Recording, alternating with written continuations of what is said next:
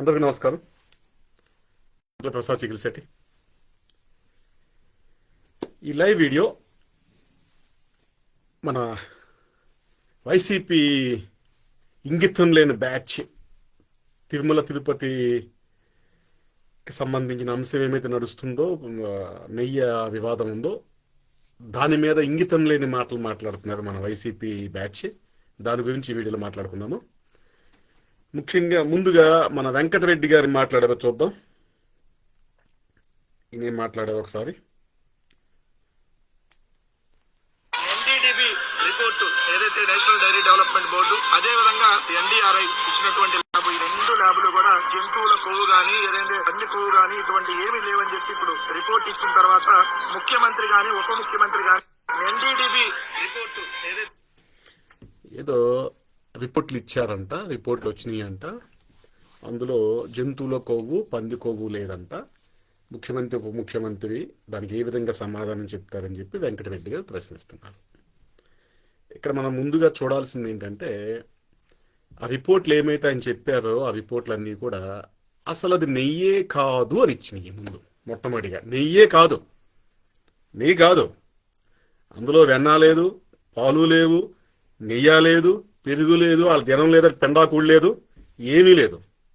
పూర్తిగా అది ఆర్టిఫిషియల్గా తయారు చేశారు, కృత్రిమంగా తయారు చేసిన నెయ్యి. అది నెయ్యి లాంటి నెయ్యి. ఆ రిపోర్ట్లు ఏముందంటే, పూర్తిగా ఇది పాలు కానీ పెరుగు కానీ నెయ్యి కానీ వెన్న కానీ ఏమీ లేకుండా, అంటే పాలకు సంబంధించిన పాల ఉత్పత్తులు ఏమీ లేకుండా తయారు చేసిన నెయ్యి ఇది అని పామాయిల్, అలాగే కొన్ని రకాల సింథటిక్ కెమికల్స్ రకరకాలుగా చెప్పారండి. ఇప్పుడు అవన్నీ చెప్పుకున్నా కూడా ఈ వైసీపీ వైద్యరాశి ఈ లేకి బ్యాచ్కి అర్థం కాదు. వీళ్ళకి అర్థం చేసుకునే స్థాయి కూడా ఎడితే కదా అని మనం చెప్పినా కూడా వ్యర్థం ఎంత కూడా. వాళ్ళకి అర్థమయ్యే సరళమైన భాషలో చెప్పుకోవాలనుకుంటే పామాయిల్లో అనేకం కలిపి దాన్ని తయారు చేశారు అంతే. ఇక ఆ రిపోర్ట్లోనే ఒకటి ఉంది, ఏముందంటే యానిమల్ ఫ్యాట్స్ ఏమైతే ఉన్నాయో అవి ఉండొచ్చు, 10% కన్నా ఎక్కువ ఉన్నప్పుడు రిపోర్ట్లో రావు, అది 10 అంతకన్నా తక్కువ శాతం ఉంటే ఉండొచ్చు, దానికి ప్రత్యేకంగా మళ్ళీ టెస్టులు చెయ్యాలని చెప్పేసి వాళ్ళు చెప్పడం జరిగింది. ఈ రిపోర్ట్లు ఎక్కడా కూడా 100% జంతువుల కొవ్వు లేదు అని చెప్పలేదు వాళ్ళు. ఉండొచ్చు, ఒక 10% అంతకన్నా తక్కువలో ఉంటే ఉండొచ్చు, అది ఈ టెస్టుల్లో రాదని చెప్పారు. అక్కడ కూడా ఒక ప్రశ్న పెట్టారు, ఉండొచ్చు అని చెప్పేసి. వీళ్ళు ఇంకా పూర్తిగా 100% లేదని చెప్పేస్తున్నారు. ఇక్కడ సమస్య ఏంటంటే, ఇక్కడ వివాదం ఏంటంటే, ఇక్కడ జరిగిన అపచారం ఏంటంటే, నెయ్యి కల్తీ జరగడం ముఖ్యమైనది. అసలు నెయ్యే కాకుండా 2 కోట్లు లడ్డూలు తయారు చేశారండి ఈ నెయ్యితో, ఈ కల్తీ నెయ్యితో. ప్రజల ఆరోగ్యం ఏం కావాలి? అన్నిటికన్నా ముఖ్యమైనది ఏంటంటే, తిరుమల తిరుపతి దేవస్థానానికి ఉన్న ప్రసాదానికి మనకేమంట వైభవం కానీ, విశిష్టత కానీ, ఆ పవిత్రత కానీ, అవన్నీ కూడా పరిగణలో మనం తీసుకోవాలి. ఏది పడితే అది, ఎక్కడ పడితే అక్కడ అవినీతి చేస్తామంటే అవ్వదు కదా మన వ్యవస్థలో. ఏదో వీళ్ళు రోడ్ల మీద తిన్నారు సచ్చారు. ఇది రోడ్లంతా గుంటలు పెట్టి అసలు రోడ్లు లేకుండా డబ్బులు తినేశారు. కాలువల్లో మట్టితో అమ్ముకున్నారు, చెరువుల్లో మట్టి అమ్ముకున్నారు, కల్తీ మద్యం అమ్ముకు తెచ్చారు. ఉత్తి స్పిరిట్ అన్నమాట, డైరెక్ట్ స్పిరిట్, ఫ్లేవర్స్ కలిపి అమ్మేశారు, రసన కలిపినట్టుగా కలిపి అమ్మేశారు. అనేక రకాలుగా అవినీతి చేసిన జగన్మోహన్ రెడ్డి ముఠ, ఈ దొంగల ముఠ తిరుమల తిరుపతి దేవస్థానాన్ని కూడా వదలకుండా, ఆ నెయ్యిని కూడా వదలకుండా అడ్డంగా దోచుకు తిన్నారు. ఇందులో జగన్మోహన్ రెడ్డికి పావుల ఓట ఉండవచ్చు, మిగిలిన 30 ఓటలు మిగతా వాళ్ళు పంచుకుంటారు. ఉన్నాయి కదా, తయారు చేయాలి కదా, దానికి ఎంతో కొంత 50 ఖర్చు అవుతుంది కదా తయారు చేయడం మొత్తం అంతా కూడా.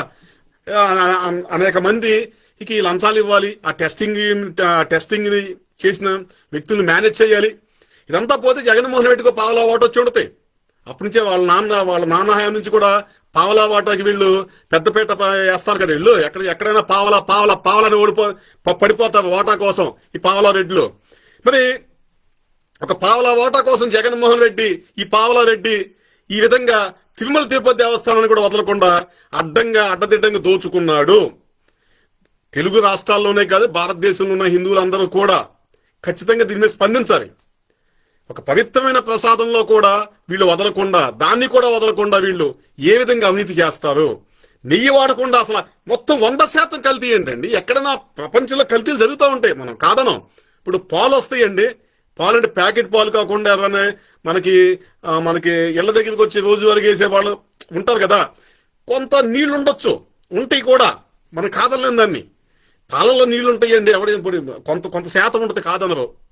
కానీ ఇంత అసలు ఎలా ఉందండి ఇది? పాలే లేకుండా పాలు తయారు చేయడం అనమాట. ఇది కెమికల్స్ నీళ్లలోకి తెల్లగా ఉండే ద్రావణాలు వేసేసి పాలలాగా వాసన వచ్చేలాగా చేసి అమ్మేయడం అనమాట. అటువంటిదే ఈరోజు నెయ్యి కూడా.